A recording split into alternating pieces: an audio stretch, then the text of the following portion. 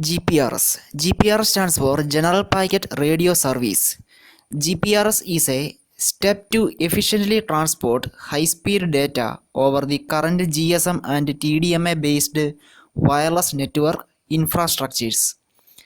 The deployment of GPRS networks allows a variety of new applications ranging from mobile e-commerce to mobile corporate VPN access. GPRS allows for data speeds of 14.4 kbps to 171.2 kbps, which allow for comfortable internet access. Then key features of GPRS. The always online feature.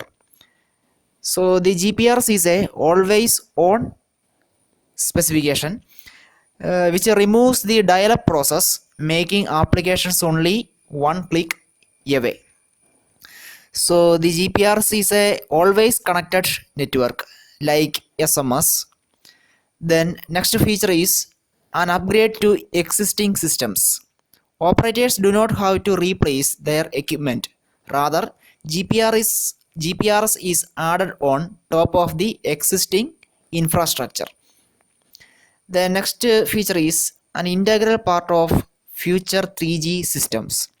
GPRS is the packet data core network for 3G systems like Edge and WCDMA. The next topic is quality of service in GPRS. QoS stands for quality of service. The quality of service requirements of typical mobile packet data applications are very diverse. For example, the QoS for real-time multimedia content is different from web browsing or email transfer. GPRS allows definition of QoS profile using the parameters of service precedence, reliability, delay, and throughput. So these are the QoS parameters of GPRS. So first one is service precedence. Service precedence is the priority of a service in relation to another service. There exist three levels of priority: high, normal, and low. The next parameter is reliability. Reliability. Reliability indicates the transmission characteristics required by an application.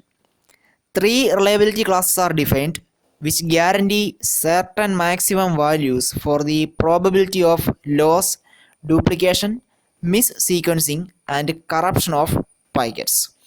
So the reliability parameters ensure the data reliability in GPRS network. Then next is delay parameter. Delay parameters define maximum values for the mean delay and the 95 percentile delay. The delay is defined as the end-to-end transfer time between two communicating mobile stations or between a mobile station and the signaling interface to an external packet data network. Then last parameter is the throughput. The throughput specifies the maximum peak bit rate and the mean bit rate. Then next is the GPRS network architecture. GPRS network architecture. GPRS uses the GSM architecture for voice. So the GPRS uses the GSM architecture for voice.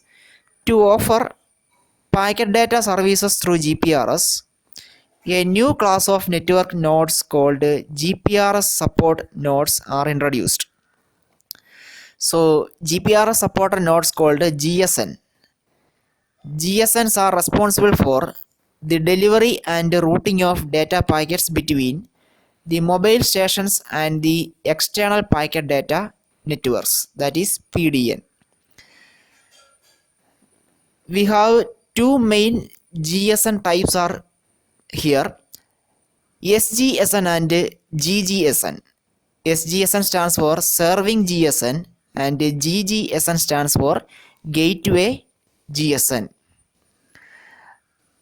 We have a picture of the GSM architecture here. This is a GSM architecture. We have the mobile station BTS, BSE, and also the MSC, HLR, AUC, EIR as always. Here we have the GGSN and SGSN. Here we have new components like SGSN and GGSN. The SGSN is at the same hierarchical level as the MSC, and so whatever MSC does for voice, the SGSN does for packet data. So the SGSN is specially designed for packet data switching. The main functions of SGSNs are packet switching, routing and transfer, mobility management, logical link management, and authentication and charging functions. The SGSN processes registration of new mobile subscribers and keeps a record of their location inside a given service area. Location register of the SGSN stores location information like current cell, current VLR, etc. and user profiles of all GPRS users registered with this SGSN. The SGSN also sends queries to HLR to obtain profile data of GPRS subscribers. The next one is Gateway GSN or GGSN. GGSN acts as an interface between the GPRS backbone network and the external packet data networks and functions like a router in a LAN. So the GGSN will act like an interface between the GPRS network and the external packet data network or external PDN. The GGSN maintains routing information that is necessary to tunnel protocol data units. Protocol data units is a small packet of information to the SGSNs that service particular mobile stations. The GGSNs convert the GPRS packets coming from the SGSN into the appropriate packet data protocol, that is PDP, format for the data networks like Internet or X25. The GGSN stores the current SGSN address of the user and the user's profile in its location register while performing authentication and charging functions related to data transfer. Then GPRS network enhancements.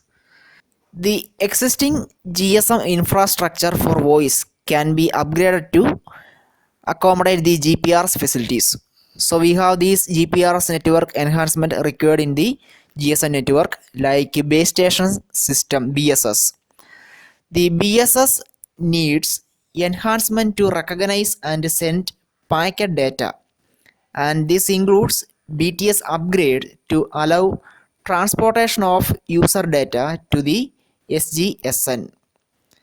BTS2 needs to be upgraded to support packet data transportation between BTS and MS. So the BTS may also require to upgrade. Then HLR. The HLR also needs enhancement to register GPRS user profiles and respond to queries originating from GSNs regarding these profiles. Then mobile station. Mobile station for GPRS is different that of GSMs. So the mobile handset also need the capability to accommodate the GPRS facility. Then SMS nodes.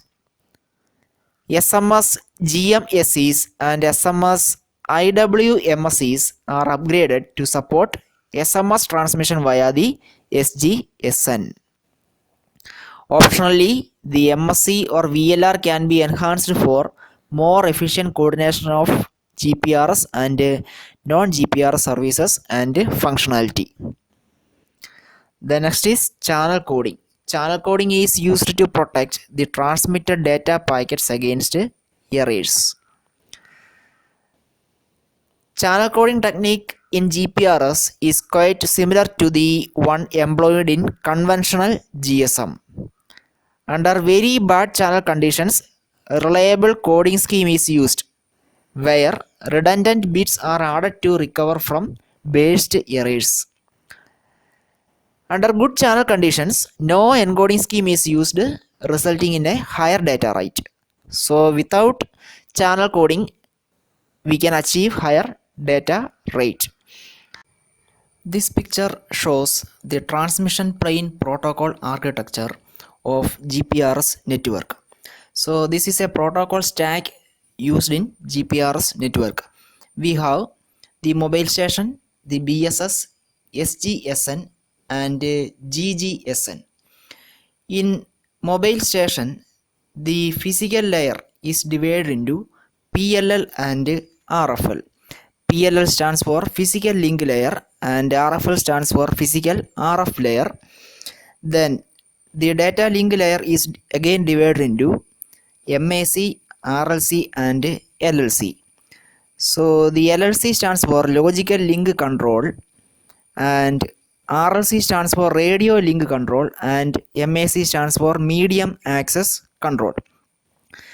The above layer shows the SNDCP. SNDCP stands for Subnetwork Dependent Convergence Protocol. Again, the top layer is the network layer, which includes IP and X25. The top portion of the mobile station is the application layer. Then, in the case of BSS, we have physical layer, then data link layer, network service, then RLC. So RLC stands for radio link control and BSS GP.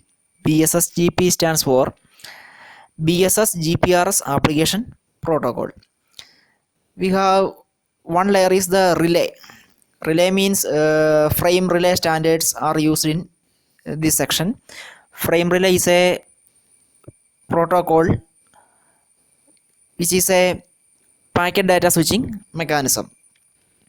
The interface between the mobile station and the BSS is called the UM interface. The UM interface is a air interface.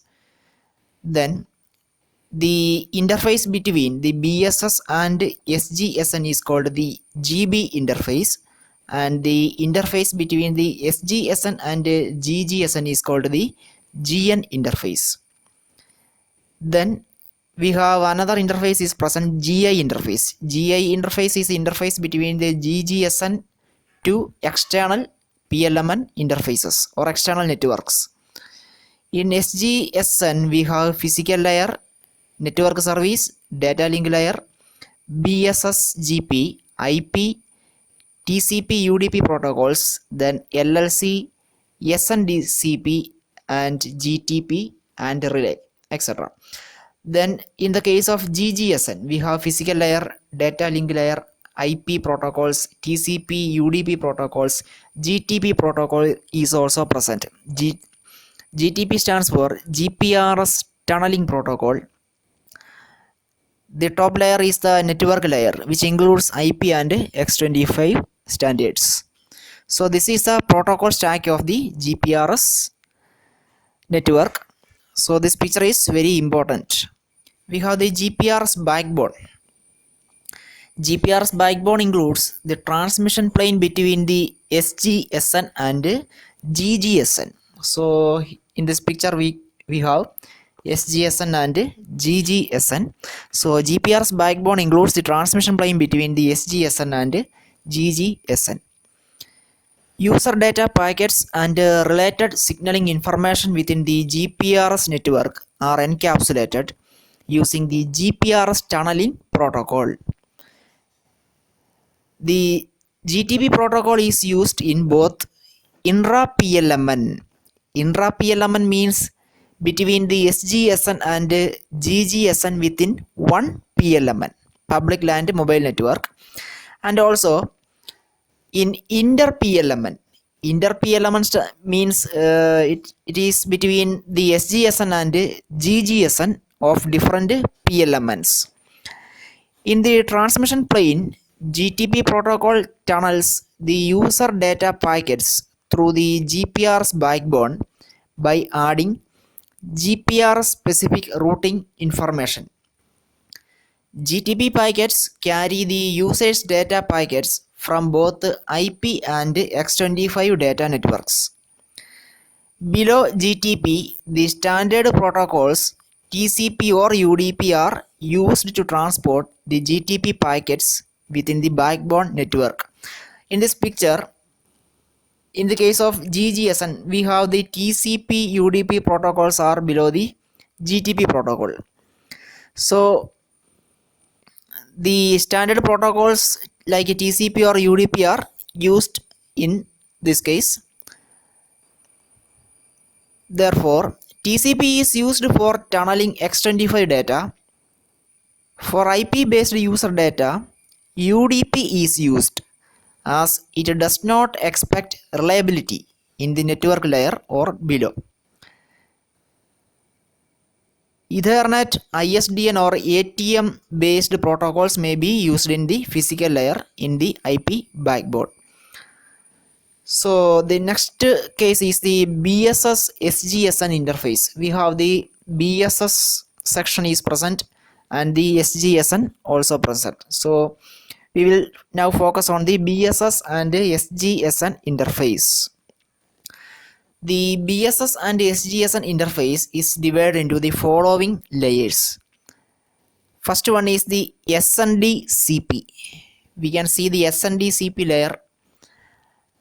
The SNDCP stands for Subnetwork Dependent Convergence Protocol. Subnetwork Dependent Convergence Protocol. The SNDCP is used to transfer data packets between the SGSN and MS. Its functionality includes multiplexing of several connections of the network layer onto one virtual logical connection of the underlying LLC layer. Then another function is segmentation, compression and decompression of user data. So these are the functions of SNDCP. Then next one is logical link control or LLC. It is a data link layer protocol for GPRS which functions similar to link access procedure for D. It is a LAPD. It is called the LAPD is a protocol. So this layer assures the reliable transfer of user data across a wireless network. Then we have another protocol is BSSGP. It stands for Base Station System GPRS protocol. This protocol delivers routing and QoS related information between BSS and SGSN. QoS stands for quality of service. Then we have another layer is the network service. This layer manages the convergence sublayer that operates between the BSSGP and the frame relay Q922. So the network service layer manages the convergence sublayer that operates between the BSSGP and the frame relay Q922 core by mapping BSSGP service request to the appropriate frame relay services. Then next is the AIR interface. The AIR interface of GPRS comprises data link layer and physical layer. Data link layer between MS and BSS is divided into three sublayers. So the data link layer is again divided into three sublayers, that is LLC, RLC and MAC. LLC is link control and RLC is the radio link control layer and MAC is the medium access control layer. The physical layer between MS and BSS is divided into two sublayers. They are physical link layer and physical RF layer. Then we will now focus on the data link layer. We have the data link sublayer is called LLC. That means logical link control.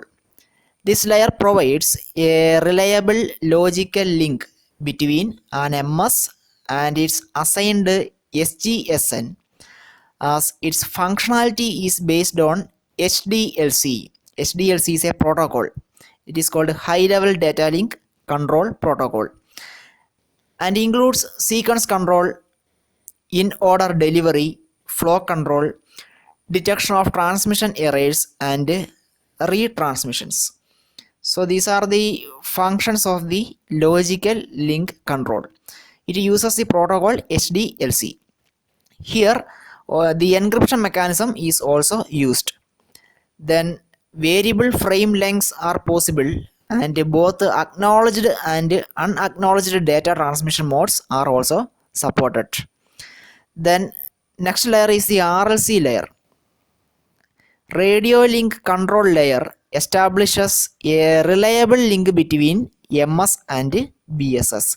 So the RLC layer establishes a reliable link between the mobile station and the BSS. It also does segmentation and reassembly of LLC frames into RLC data blocks and ARQ of uncorrectable data. ARQ stands for automatic request and repeat. ARQ is a error correction mechanism. Then a MAC layer, MAC layer.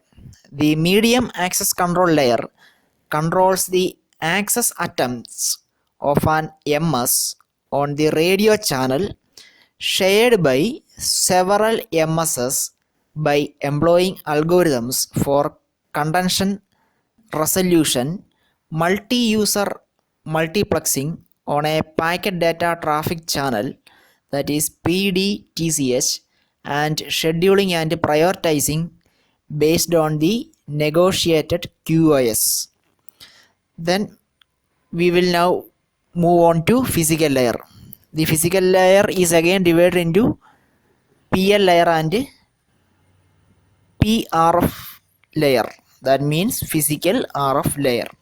So the physical link layer provides services for information transfer over a physical channel between the MS and the network. Its functions include data unit framing, data coding and detection, and correction of physical medium transmission errors. The physical link layer uses the services of the physical RF layer. So physical RF layer performs the modulation of the physical waveforms based on the sequence of bits received from the physical link layer above. It also demodulates received waveforms into a sequence of bits that are transferred to the physical link layer for interpretation. Then applications of GPRS. These are the major applications of GPR service, like chat, multimedia services, virtual private network, personal information management, job sheet dispatch, unified messaging, vehicle positioning, location-based services, and telematics. Then these are the limitations of GPRs. The limitations of GPRs include limited cell capacity for all users, lower access speed in reality, then no support of GPRs mobile terminate connection for a mobile server. Then billing and tariffing. For minimum charging information, these are the minimum charging information that must be collected for billing and tariffing. So this information include destination and source addresses, usage of radio interface, then usage of external packet data networks, then usage of the packet data protocol addresses, and usage of general GPRS resources and location of the mobile station. So of the topic, GPRS. Thank you.